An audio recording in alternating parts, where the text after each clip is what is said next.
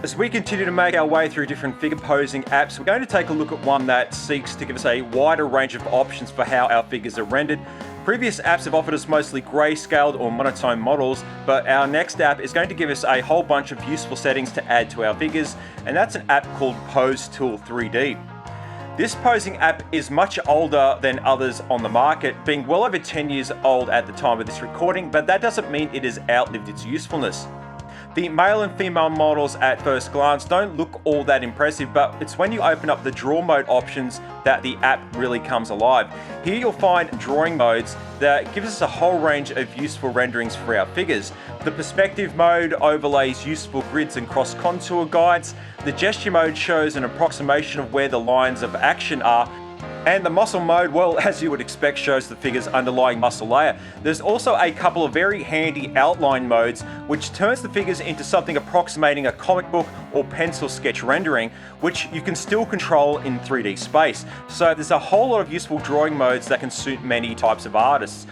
Probably the best of these options are the 3D life modes. This mode will shift the figures to having far more natural looking anatomy and skin tones. You'll find these 3D skin tones have more subtler shifts in hue and saturation in a similar way to what happens with real skin, which is something that you won't find in other applications. Although the models aren't as well rendered by today's standards, this still becomes a very useful feature if you're in need of more accurate skin tone references. The models' faces also feel a little bit more natural. Most other apps have real issues with their models looking very lifeless, but even in their most basic model form, the faces here in Pose Tool 3D feel as if they've got just a little bit more life to them. You can't unfortunately change the facial expressions, however, you can change the hairstyles. Another small area where Pose Tool 3D has gotten things right is the wrist rotation. For some reason, other posing tools have real trouble getting the structure and movement of the model's forearms and wrists working correctly, but here you'll find wrist rotation moves in a much more natural way, leading to more accurate forearm shapes.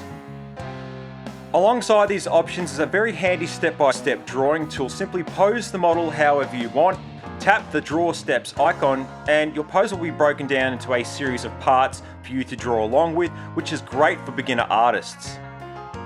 In terms of settings available for your scene, you can add up to 4 figures at once. You have the ability to add up to 3 light sources, change the field of view for the camera, as well as add in some useful perspective guides for those who want more accuracy. Where the app really spoils you is in its selection of props. Pose Tool 3D has an inventory of literally hundreds of different hand, head and back accessories. There are numerous guns, swords, axes, a whole range of spears and archery bows, dozens of shields, all sorts of sports and musical equipment, handyman tools, and that's just the hand props.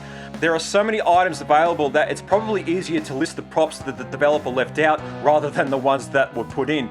If you found other posing apps lacking in their accessories or don't like the idea of paying extra for DLC or subscription services, then you're going to find more props here than you're ever likely to use.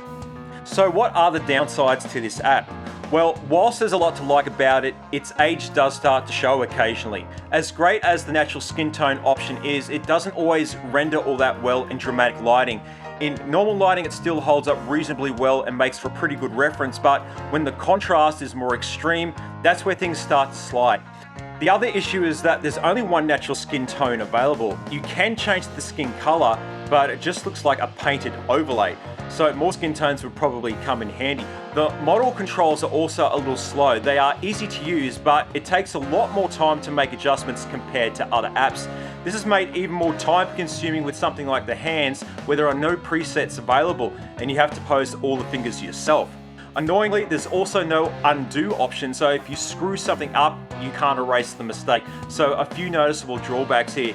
A more modern version of this app would probably be one of the best-selling ones on the market because there's a lot of great ideas going on here that suit a wide range of artists. For as old as the app architecture is, there's a lot of options here that newer posing apps could definitely learn from. It has a bunch of different model modes, skin tone options available, more props than you can possibly use, and is available on iPad and Android.